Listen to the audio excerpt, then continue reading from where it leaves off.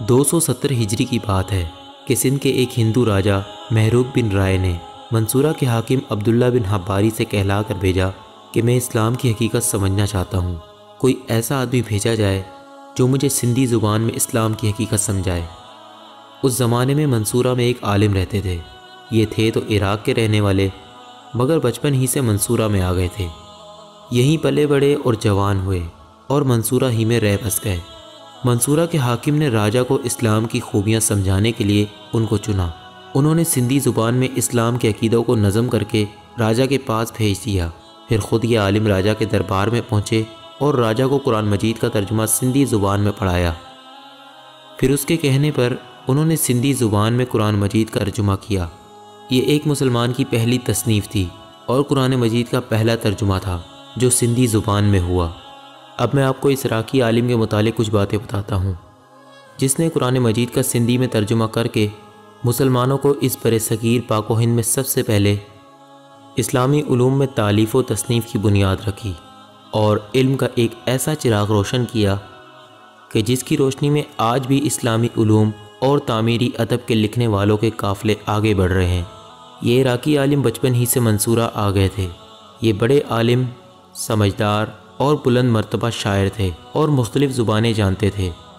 انہوں نے عبداللہ بن عمر حباری، حاکم سندھ کی خواہش پر سندھ کے ہندو راجہ محروق بن رائے کے لیے پہلے تو اسلام کے عقیدوں کو سندھی زبان میں نظم کر کے راجہ کے پاس 3 سال رہے اور اس کو باقاعدہ قرآن مجید کا ترجمہ سندھی زبان میں پڑھایا۔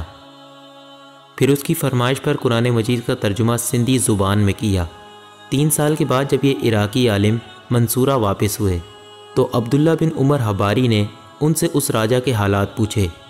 انہوں نے بتایا کہ راجہ نے اسلام کی تعلیم سے اس قدر اثر قبول کیا تھا کہ وہ دل اور زبان سے اسلام قبول کر چکا تھا، لیکن وہ اس خیال سے اسلام لانے کو ظاہر نہیں کرتا تھا کہ اسے ڈر تھا کہ اگر وہ اپنے مسلمان ہونے کو ظاہر کرے گا تو لوگ اسے اس کی گدی سے ہٹا دیں گے۔ اس راجہ کی خواہش پر میں نے قرآن مجید کا ترجمہ یا تفسیر لکھی۔ جب میں سورہ یاسین کی اس آیت کے ترجمے پر پہنچا جس کا مطلب یہ ہے کہ ان ہڈیوں کو کون زندہ کرے گا جو بوسیدہ ہو چکی ہوں گی، اے محمد صلی اللہ علیہ وآلہ وسلم ان سے کہہ دیجئے کہ وہ زندہ کرے گا جس نے ان کو پہلی مرتبہ پیدا کیا تھا۔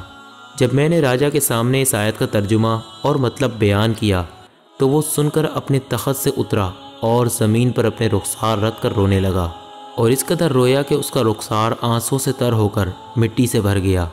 پھر اس نے کہا، بے شک وہی رب عبادت کے لائق ہے، وہی اول ہے اور ہمیشہ سے ہے، اس جیسا کوئی نہیں۔ اس کے بعد اس نے اپنے لیے ایک مکان بنوایا اور لوگوں میں یہ مشہور کیا کہ یہ گھر اس نے اس لیے بنوایا ہے کہ وہ اس گھر میں تنہا رہ کر سلطنت کے مشکل کاموں پر غور کرے گا، لیکن اصل میں اس نے یہ گھر اس لیے بنوایا تھا کہ وہ دوسرے لوگوں سے چھپ کر اس میں نماز ادا کر سکے۔ پھر اس عراقی عالم نے بتایا کہ جس زمانے میں اس راجہ کی ریاست میں ٹھہرا ہوا تھا اس نے مجھے 3 مرتبہ سونا دیا تھا جس کا کل وزن 600 من تھا۔ ممکن ہے کہ اس زمانے کا من ہمارے زمانے کے من سے وزن میں بہت کم ہوتا ہے۔